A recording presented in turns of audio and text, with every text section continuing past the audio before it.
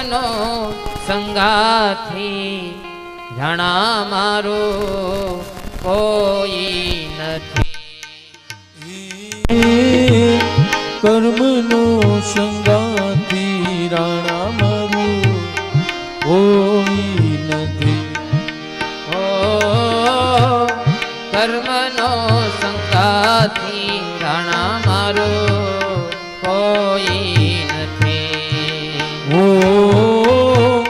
કર્મનો સંગાથી રાણા મારું કોઈ નથી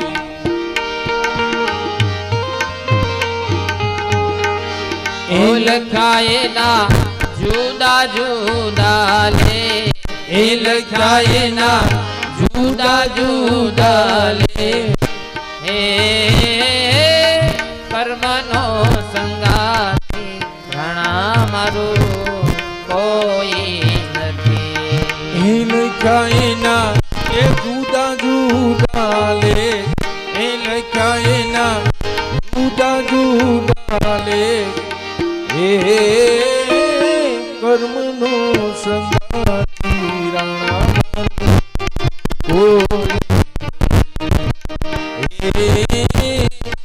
એક રે ગાઈ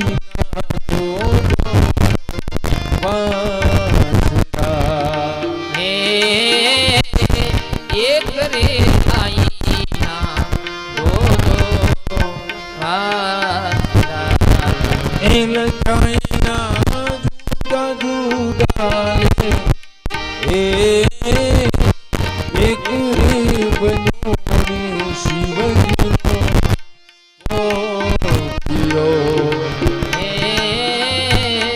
એક રે બન્યો રે શિવજીનો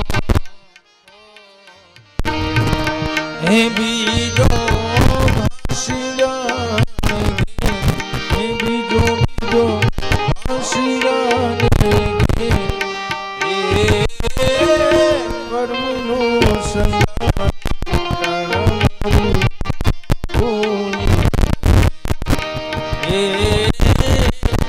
એક રે લાના દો દો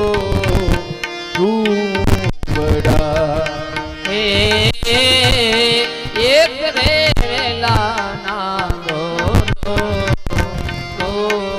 બડા લખાયેલા જુદા જુદા લે લખાયેલા નોખા નોખા લે એક રે સાધુ ભજન કરો હા સાધુ એક રે માધો ભજન કરે હે બીજો માંદીડાને હાથ હે બીજો માંદીડાને હાથ હે કર્મનો સંગાથી રાણા મારું કોઈ નથી કર્મનો સંગાથી રાણા મારો કોઈ નથી કર્મનો સંગાથી રાણા મારું કોઈ નથી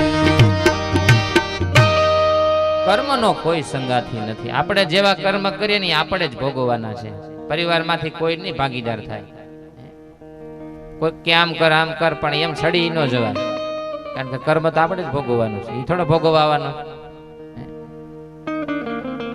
આપણે સારા માર્ગે જતા કઈ સારું કામ કરતા હોય તો પેલો એમ કે ન્યા ન જવાય ન્યા ન કરાય કાંઈ નહીં સારું કામ કરતા હોય ન્યા આપણે ન જાય તો એ આપણે ભોગવવાનું છે એનું કર્મ છે ને એ આપણે ભોગવવું પડે એ તો છૂટી જાય એ થોડો ભાગીદાર થવાનો છે કર્મનો સિદ્ધાંત છે કરેલા કર્મ ભોગવવા પડે છે હે માતાજી આત્મા નિત્ય શુદ્ધ છે કપિલ ભગવાન કહે છે કે માતાજી આત્મા તો શુદ્ધ છે એ આનંદ સ્વરૂપ છે સુખ દુઃખ એ મનના ધર્મો છે સુખ દુઃખ એ મનના કારણ છે સુખ અને દુઃખ એ મનને ઉપજાવેલા કાઢેલા છે મન ઉપજાવેલું કાઢેલા છે આત્માને સુખ નથી તેમ દુઃખ પણ નથી. તે તો મનમાં ઉત્પન્ન થતા હોય છે. મન વિચયોમાંથી જાય એટલે આનંદ મળે છે. આપણે રોજ અનુભવ કરીએ છીએ. તમને નિંદ્રામાં કોણ શાંતિ આપે છે? નિંદ્રામાં હોય આપણે હોતા હોતી કોણ શાંતિ આપે છે? નિંદ્રામાં તમને કાંઈ ખાવાનું મળતું નથી, કાંઈ પીવાનું મળતું નથી. નિંદ્રામાં હાથમાં પૈસા આવતા નથી, છતાં નિંદ્રામાં શાંતિ તો મળે છે. રાજાને પણ શાંતિ તો નિંદ્રામાં જ મળે છે. તો રાણીને, રાજમહેલને, સર્વને જ્યારે ભૂલે સુઈ જાય ને ત્યારે એને આનંદ મળે છે. પથારીમાં પડ્યા પછી ધીરે ધીરે જગત ભૂલાય અને મનમાં સંસાર નીકળી જશે. દીવામાં તેલ હોય ત્યાં સુધી દીવો બળે છે. દીવામાં તેલ ન રહે એટલે દીવો શાંત થાય છે. તે જ રીતે મનમાં સંસાર હોય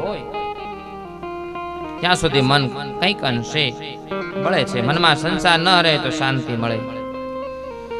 પથારીમાં પડ્યા પછી ધીરે ધીરે મનમાંથી સંસાર નીકળે છે, મન નિર્વિષય બને છે.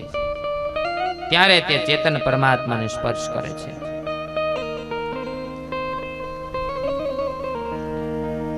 માતાજી, આત્મા પરમાત્માનો અંશ છે. તે આનંદમય છે.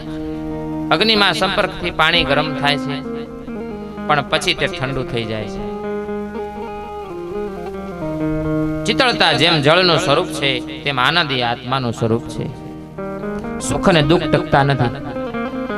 સુખ અને દુઃખ ટકતા નથી, પણ સુખ અને દુઃખ તો મનનો થાય છે અને મનને થયેલા સુખ દુઃખનો અનુભવ આત્મા પોતાના સ્વરૂપમાં કરે છે. ખરી રીતે જોઈએ તો સુખ દુઃખ આત્માને નહીં પણ મનને થાય છે. અને સુખ દુઃખ એ મનના ધર્મ છે. જન્મ મરણ એ શરીરના ધર્મ છે. જન્મ મરણ એ શરીરનો ધર્મ છે. ભૂખ તરસ એ પ્રાણના ધર્મો છે. સુખ દુઃખ મનને થાય એટલે આત્મા કલ્પે છે કે મને સુખ દુઃખ થાય છે. મનને થયેલા સુખ દુઃખનો આરોપો અજ્ઞાનના આત્મા પોતાનામાં કરે છે. માતાજી, મનને જ જીવનમાં બંધન અને મોક્ષનું કારણ કહ્યું છે. મન છે ને એ જ બંધન અને મોક્ષનું કારણ કહ્યું છે. મન જો વિષયોમાં આસક્ત થાય ને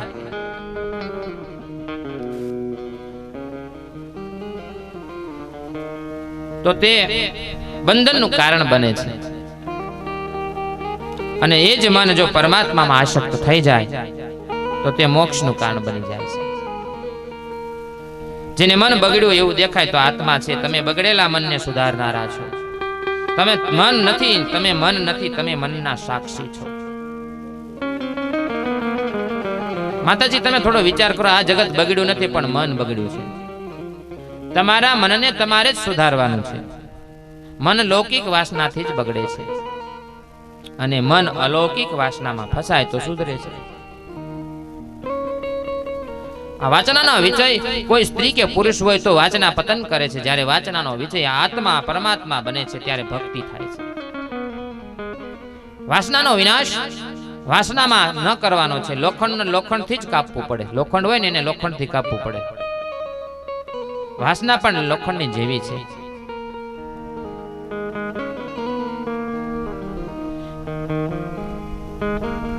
એક રાજાને ત્યાં બકરો હતો.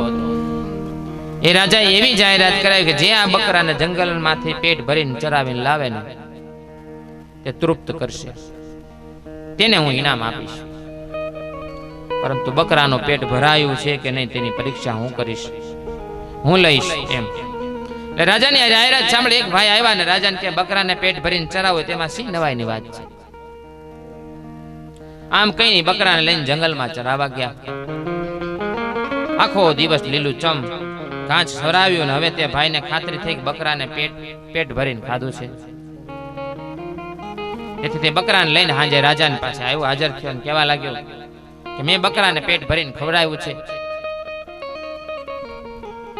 રાજાએ તેની ખાતરી કરવા માટે પોતાના સેવકો પાસે ઘાસ મંગાવવાનું કહ્યું.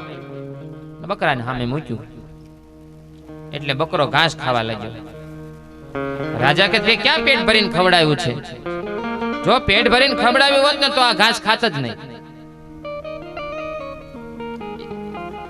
એક સત્સંગીને એવું લાગ્યું કે રાજાની આ જાહેરાત પાછળ જરૂર કંઈક રહસ્ય છે. હું યુક્તિથી કામ લઈશ. તે બકરાને લઈને સરાવા ગયો. જ્યાં ઘાસ ખાવા જાય ને તરત સત્સંગી એના મોઢા ઉપર લાકડીનો ફટકાર મારે. બકરાને જેટલી વાર ઘાસ ખાવાનો પ્રયત્ન કર્યો ને એટલી વાર મોઢા ઉપર લાકડી મારી. જેટલી વાર ખાવા જાય ને એટલી વાર મારે. અંતે બકરાને ઠસી ગયું કે ઘાસમાં સુખ નથી. ઘાસમાં મુખ નાખીશ તો મને મોઢા ઉપર લાકડીનો માર પડશે. સાંજના સત્સંગી બકરાને લઈને રાજા પાસે આવ્યા. તેમણે બકરાને સહેજ પણ ઘાસ ખવડાવ્યું નથી. છતાં રાજાને કે મેં બકરાને પેટ ભરીને ખવડાવ્યું છે. હવે તે અત્યારે ઘાસને સૂંઘતો પણ નથી. રાજાએ બકરાની પરીક્ષા કરવા માટે તેની આગળ લીલુંછમ ઘાસ મૂક્યું છે, પણ બકરો તે ઘાસ સૂંઘતો પણ નથી. તેના મનમાં ઠસી ગયું કે જેવો ઘાસ ખાય ને તો મોઢા ઉપર માર પડશે. આ બકરાએ જે એ મન છે, બકરું કોણ છે? એ મન છે. હવે તમે એનો સમજો સિદ્ધાંત. આ બકરો ઈ જ મન છે. સત્સંગ ઈ કોણ છે? એ જીવાત્મા છે. રાજા ઈ કોણ છે? એ પરમાત્મા છે. મનને મારો ન, તેના પર અંકુશ રાખો અને જીવને તૃપ્તિ ભોગ થતી નથી. તૃપ્તિ ત્યાગથી થાય છે. મન અહંતા મમતાથી ભરેલું છે. મન જાગે ત્યારે મનને વિવેક રૂપી લાકડીથી મારજો ને તો વશ થશે. મનને કાબુમાં કરવાનો વિચાર. આ મન પાણી જેવું છે. પાણી કોઈ દિવસ ઉપર ચડે? પાણી તો ઉપરથી નીચે જ પડે. આ પાણીનો ગુણધર્મ છે, ઉપરથી નીચે જ આવે. આકાશમાં સાપરા ઉપર, ત્યાંથી ધરતી ઉપર, ત્યાંથી ગટરમાં જાય. એટલે પાણીનો સ્વભાવ નીચે જવાનો છે. એવી જ રીતે મન પણ સડતું નથી. પાણીની યંત્ર દ્વારા સડી જાય. મોટર, હવે તે બધી મોટરો આવે એટલે યંત્ર દ્વારા છડે. યંત્રનો સંગ થાય તો પાણી ઉપર ચડે. પાણી 5મે માળે પણ જાય, પણ પાણીની યંત્રનો સંગ થવો જોઈએ તો જ પાણી અંદર સડે. યંત્રના સંગથી જેમ પાણી ઉપર સડે છે ને તેમ મનને પણ મંત્રની જરૂર છે. જો મન મંત્ર સાથે મૈત્રી કરે તો તે મન પણ ઉદ્ધવગતિ પામે છે અને પરમાત્માને ચરણે જાય છે. પરમાત્માએ જગતમાં પોતાનું સ્વરૂપ છુપાવી રાખ્યું છે. અનેક જન્મોથી આ બગડેલું મન જલ્દીથી સુધરતું નથી. કપિલ ભગવાન દેવહૂતિને સાવધાન કરે છે કે માતાજી, તયેતે સાધવઃ સાધવી સર્વસંગ વિવર્જિતાઃ સંગસ્તેષ્વસ્થતે પ્રાખ્ય સંગદોષહરા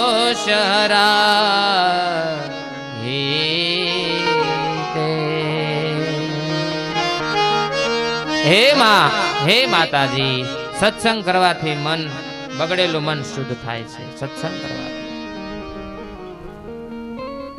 સત્સંગમાં રોજ જવું જોઈએ. જ્યાં પણ સત્સંગ થતા હોય ને, સાધુ સંતો હોય, આશ્રમો હોય, સત્સંગ કરો, ખૂબ સત્સંગ કરો. સત્સંગમાં જવાથી જીવનમાં પરિવર્તન આવે છે. જીવન આખું પરિવર્તન થઈ જાય છે. દેવહૂતિ કહે સત્સંગ કરવાથી ઘણી ઈચ્છા થાય, પણ જગતમાં સાસા સંત મળતા નથી. એને શું કરવું? કપિલ નારાયણ ભગવાન કે માતાજી, જગતમાં સંત મહાત્માનો તો ટોટો નથી. ટોટો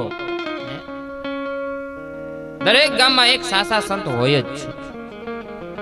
એક પતિવતા સ્ત્રી હોય. વિચાર સાંભળજો તમે. હરેક ગામની અંદર એક હાસો સંત હોય.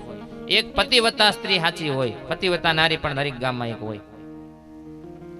સત્ય અને સંત આ બંનેને આધારે જ આ ધરતી હાલે છે. આ ન હોય તો આ ધરતી હાલે જ નહીં. એના આધારે જ આ ધરતી ચાલે છે.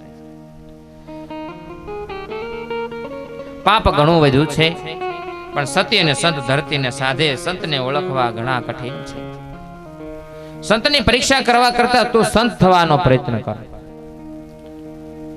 તું સંત બનીશ તો ભગવાન આપોઆપ તને સંતના દર્શન કરાવશે. સંતના લક્ષણો જીવનમાં ઉતારો તો સંત થશો. સત્સંગ વગર સુખ મળતું નથી.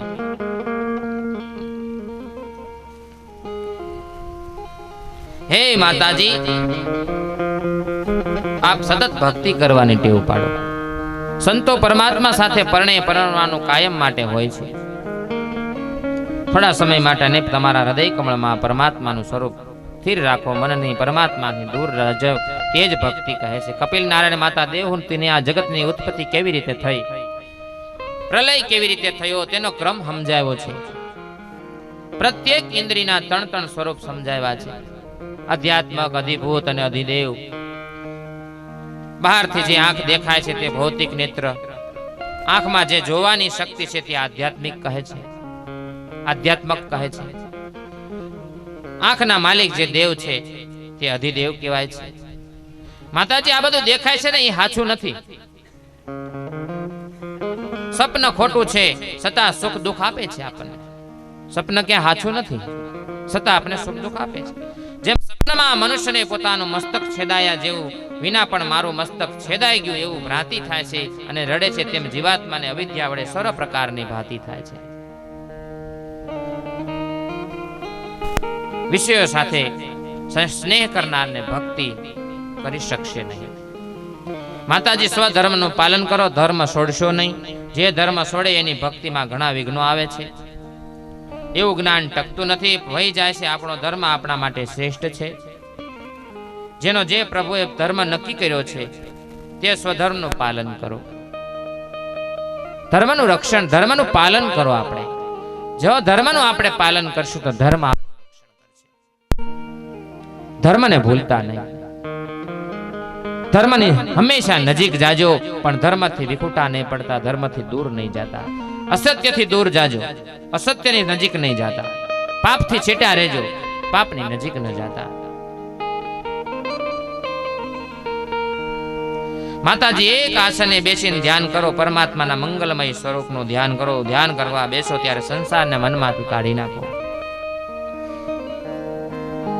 બધું છોડીને પરમાત્માનું ધ્યાન કરો. શંખ, ચક્ર, ગદા, પદ્મ જેના હાથમાં એવા શત્રુભુજ નારાયણનું ધ્યાન કરો. જેમ ઈયળ ભમરીનું ચિંતન કરતા કરતા ભમરી બને છે ને, તેમ જીવ ઈશ્વરનું ચિંતન કરતા કરતા ઈશ્વરી બને છે.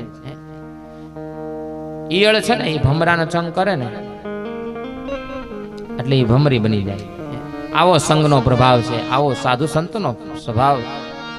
જેનો સંગ કરવાથી જે માણસ જેનો સંગ કરે ને એવો બની જાય છે.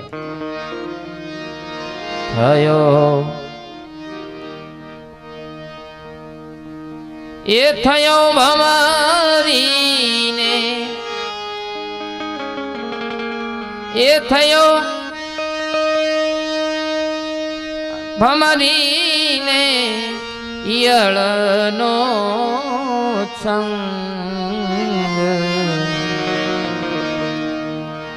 એવા ગુરુજી ગોતી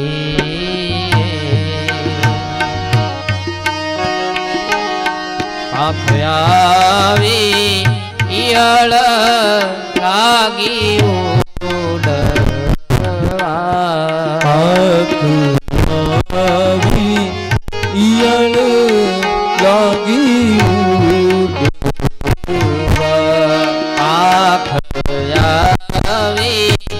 ઈયળ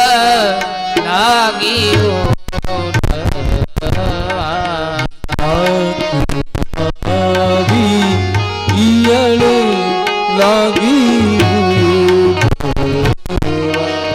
ઈયળ હોય ને ભમરી આમ જ્યાં ડંસ મારે ને ત્યાં ઈયળ માંથી ભમરી એને પાંખ આવી જાય છે અને ઉડવા લાગે. પણ થયો કોનો સંગ?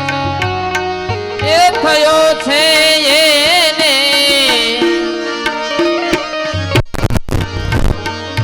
ભમરીનો સંગ, ભમરીનો સંગ. ગુરુજી એવા ગોતીએ, હે ગુરુજી એવા ગોતીએ. રવિ ઉગતા થયો છે પ્રકાશ, એ પ્રકાશ. ગુરુજી એવા ગોતી, હે ગુરુજી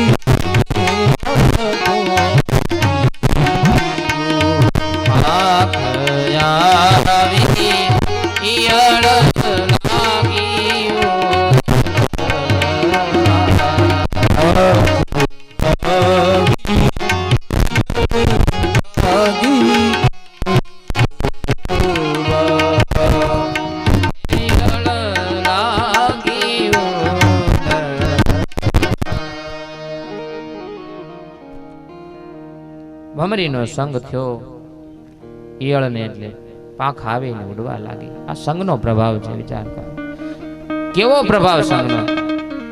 જેવા વ્યક્તિ સાથે તમે બેહો ને એવા બની જાય. આ એમ કહેવા માંગે છે, સંગતનો પ્રભાવ છે. ઈશ્વરમય બને ધ્યાન કરનારો જે સ્વરૂપનું ધ્યાન કરશે તે ધ્યેયની શક્તિ ધ્યાતામાં ધ્યાન દરમિયાન આવે છે. તમે જે સ્વરૂપનું ભગવાનનું ધ્યાન કરશો ને તો તમારામાં ઈ સ્વરૂપના સદગુણ તમારામાં આવશે. રામજીનું તમે એક ચિંતન કરશો, ધ્યાન કરશો ને તો રામજીના સદગુણો તમારામાં આવશે. જે પણ ઈષ્ટદેવનું તમે ધ્યાન કરશો. પ્રેમ તો અન્યોન્ય છે. તમે ઠાકોરજીનું સ્મરણ કરશો ને તો ઠાકોરજી તમને ભૂલશે નહીં. એકવાર નારદજી વૈકુંઠ લોકમાં આવ્યા એટલે લક્ષ્મીજીને જોયા, પણ ભગવાન ક્યાંય દેખાણા નહીં.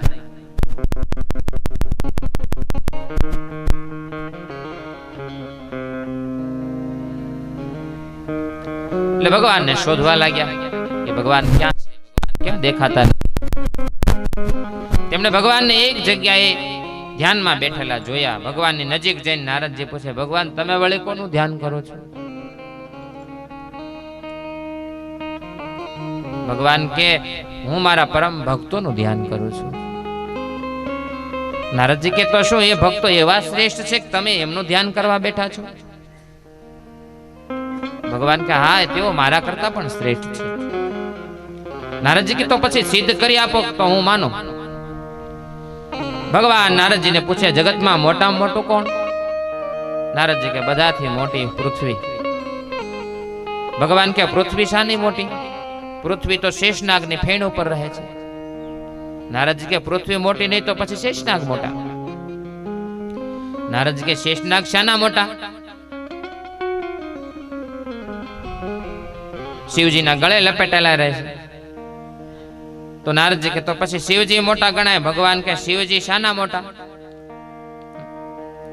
નારદજી કે તો પછી શિવજી મોટા ગણાય. ભગવાન કે શિવજી શાના મોટા ગણાય? રાવણે શિવજી સહિત કૈલાસને ઉઠાવ્યો હતો. નારદજી કે તો પછી રાવણ મોટો? ભગવાન કે રાવણ શાનો મોટો ગણાય? વાલી રાવણને બગલમાં દબાવીને સંધ્યા કરતો હતો. નારદજી કે તો વાલી મોટો? ભગવાન કે વાલી તો રામજીને મારેલો, વાલીને રામજીએ મારેલો. તારે નારદજી કે હસીને કે વાહ રે ભગવાન, તમે પણ ખરા છો. જગતમાં કોઈ જ મોટું નથી. આપ જ સર્વશ્રેષ્ઠ અને સર્વથી મોટા છો. ભગવાન કે ના ના ના ના, હું પણ મોટો નથી, હું પણ શ્રેષ્ઠ નથી. મારા કરતા પણ મારા ભક્તો શ્રેષ્ઠ છે. કારણ આખું જગત મારા હૈયામાં, પણ હું ભક્તોના હૈયામાં. ભગવાનના ભક્તો ભગવાનથી વધે છે. રામ સે અધિક રામ કર દાસા. મારામાં નિષ્કામ ભક્તો કોઈ પણ પ્રકારની મુક્તિથી સાલોક્ય સામિષ્ટ સામીપ્ય સારૂપ સાયુજ્ય મુક્તિની ઈચ્છા પણ કરતા નથી. મારી સેવા વિના બીજી કોઈ પણ ઈચ્છાઓ કરતા રાખતા નથી. એટલે તો નરસિંહ મહેતા પણ કહેતા, નરસિંહ મહેતાએ પણ ગાયું છે, હરિના જન તો મુક્તિ ન માગે,